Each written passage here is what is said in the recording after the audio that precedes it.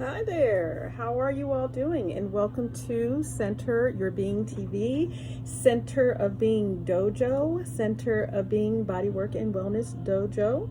I am here today to, makes it fuzzy when I take them off.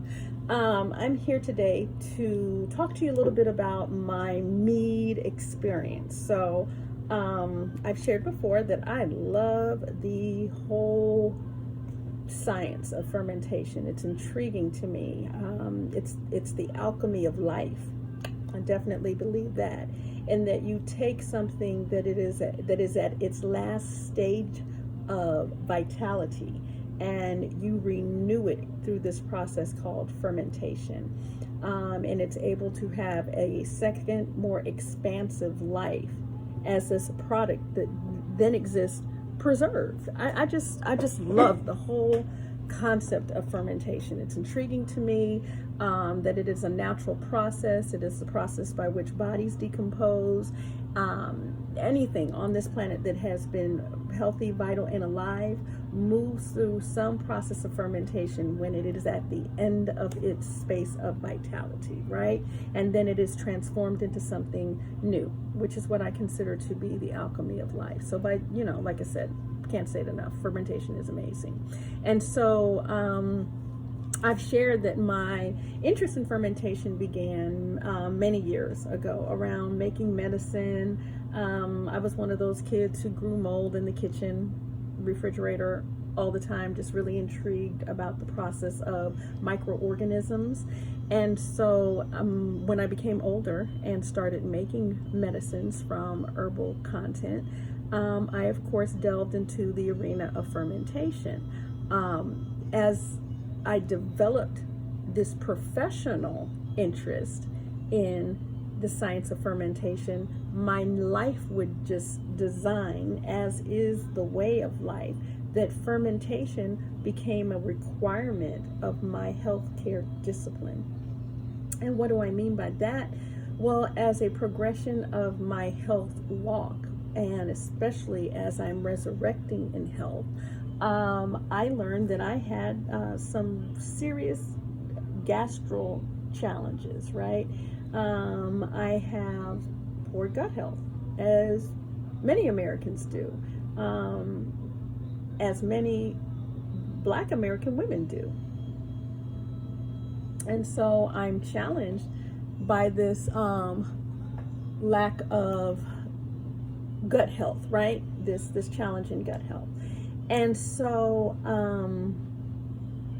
fermentation, in terms of what it does in the gut environment, and I apologize, I became distracted. I'm about to transfer the mead into the secondary bottles and whatnot, and so I got distracted by some of my process, just looking at some of my materials and realizing that I needed to go grab some fresh towels. So forgive me, I apologize. So anyway, getting back to on point.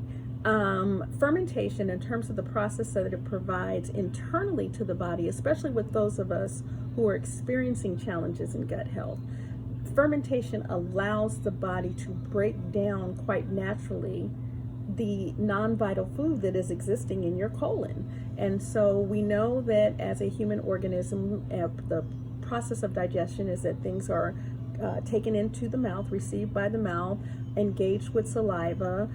They are then transported through the wonderful mechanism of the body and the digestive system down the esophagus into the lower cavity, and that lower cavity, of course, being the stomach, that helps to break foods down a little bit more, and then they push down into eventually the colon. There's a semicolon. There's not a semicolon. There's a small colon and a large intestine. The colon is both, but there's a small intestine and a large intestine. And so where we find a lot of waste populating is in the colon or in the intestines. And that waste can, of course, become very toxic and septic within the system and cause any variety of issues, including, I'm sure many of you have heard of irritable bowel syndrome. There's Crohn's disease. There's diarrhea, where folks are experiencing diarrhea. There's diverticulitis. So there's all these maladies of the colon that can exist from the types of food that we eat and how they may embed themselves in our colon, and our ability to keep that space continuously cleansed. And so I'm someone who suffered from that as a challenge. I thought I ate fairly well. I think I've shared that there were some things that I were eating that were not good for my allergies or for my blood type or for the fact that I had indeed matured my body to a state of having lupus. As I go on this lupus journey, I'll figure more out how I got lupus, but let's just put that over there. But anyway, the point of this is that my gut was in a space of challenge. And so one of the things that I knew in terms of my professional walk with fermentation as a science is the benefit that it has to the body around the procreation of good probia in the body. All right, so the procreation of good probia in the body. What are the probia? The probia in our body are the probiotic life force, or the bacteria that exist in our body naturally, that is there to cleanse the body of the invading bacteria that we add to our system when we eat. And so that probia can get knocked out from a variety of things. And within the space of being a Western person, you will definitely experience vaccination and inoculation. You can spray down here. I have the spray down here. And so probia are microorganisms that exist naturally in our body, and they help us to really rid ourselves of unwanted, unnecessary bacteria. So when I was experiencing my own gut health anomaly, I delved even more deeply into the science of fermentation, began to ferment apples and other things in the house that would help me with my digestive issues before I knew I had lupus. And so it's always been an intriguing science to me.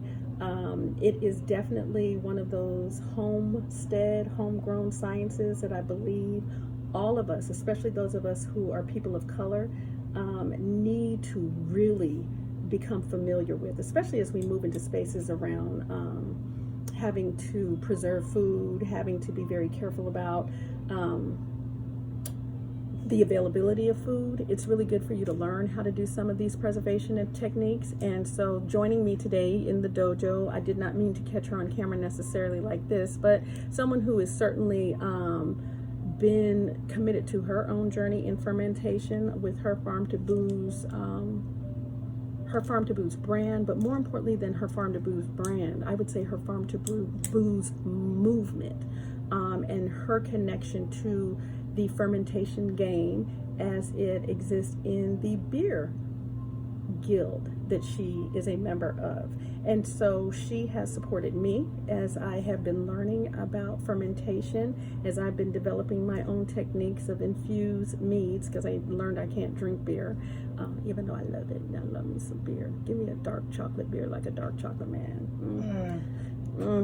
So anyway, but those days are gone, so I got to make my own. So I've been in this process of doing these ciders. So today I wanted to come on and just very quickly, we had talked about the Kawana, which is what we're working with today. This is the African horned melon. And what I learned the other day, folks, when these were poking my fingers, these spines of this were actually trapped in my fingers for 2 days. So be careful when working with your African horned melon. So real quick, before Penelope has got to get out of the space and be great in the Atlanta streets, I'm going to tell you real quick about what Kawana is about. Okay, so I wanted to bring this up to you on why I grew Kawana and why it is that I've chosen to utilize the Kawana as my first melon mead.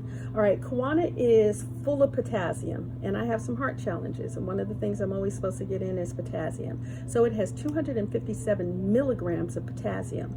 18% is vitamin C, in terms of its breakdown. It's got 5% of your B6 vitamins, and it's another thing connected to my heart health is magnesium. So when I started having heart health issues, they kept telling me your potassium and magnesium are all the way off. So Kiwana is a really good space for me to get those essential nutrients. Everything I grow in my garden, I grow for a reason. Even though it seems maddening, it truly is what it is.